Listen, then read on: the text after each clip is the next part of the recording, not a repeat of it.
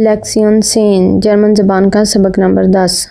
عنوان ہے وقت کی معلومات یعنی سائٹ انگابن۔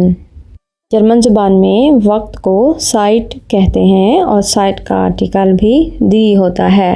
سیکنڈ کو کہتے ہیں زیکونڈے اور واحد شکل دی زیکونڈے، جمع شکل ہوتی ہے دی زیکونڈن۔ منٹ کو کہتے ہیں دی مینوٹے اور اس کی جمع شکل ہوتی ہے دی مینوٹن۔ اور گھنٹے کو کہا جاتا ہے دی شٹونڈے، جمع شکل ہوتی ہے دی شٹونڈن۔ دیر ٹھاک ہوتا ہے دن اور دیر ٹھاک کی جمع شکل ہوتی ہے دی ٹھاگے۔ اسی طرح مہینہ ہوتا ہے دیر موناٹ اور جمع شکل دی موناٹے۔ سال کو کہتے ہیں 10 یار اور اس کی جمع شکل بنے گی دی یارے۔ جرمن زبان میں دن کے وقت کو یعنی دی تھاگے سائٹ کو اس طرح بیان کیا جاتا ہے۔ تقریباً سے کا مطلب ہوتا ہے تقریباً 8 بجے سے 10 بجے تک ہوتا ہے صبح کا وقت دیا Morgan. Ich wiederhole circa von 8 bis 10 Uhr ہوتا ہے دیا مورگن، صبح کا وقت۔ دوپہر سے پہلے کا وقت ہوتا ہے دیا فورمیٹاگ، یہ ہوتا ہے تقریباً 10 بجے سے 12 بجے تک۔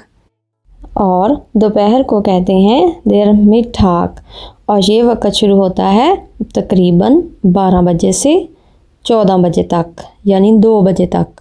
دوپہر کے بعد ہوتا ہے دوپہر کا وقت یعنی دیر ناخمیٹاگ، یہ شروع ہوتا ہے تقریباً 14 بجے سے 18 بجے تک یعنی 2 بجے سے 6 بجے تک۔ اس کے بعد ہوتا ہے شام کا وقت یعنی دیر آبنٹ، شام کو کہتے ہیں دیر آبنٹ اور یہ شروع ہوتا ہے تقریباً 18 بجے سے 22 بجے تک یعنی 6 بجے سے رات 10 بجے تک۔ رات کو کہتے ہیں دی ناخت، دی ناخت مطلب رات یا رات کا وقت اور یہ شروع ہوتا ہے تقریباً 10 بجے سے آگے جتنی دیر آپ سوتے ہیں۔ مورگن، فورمیٹاگ، میٹاگ، ناخمیٹاگ اور آبنڈ، ان سب کا آرٹیکل حرف تعریف ہوتا ہے دیا اور دی ناخت۔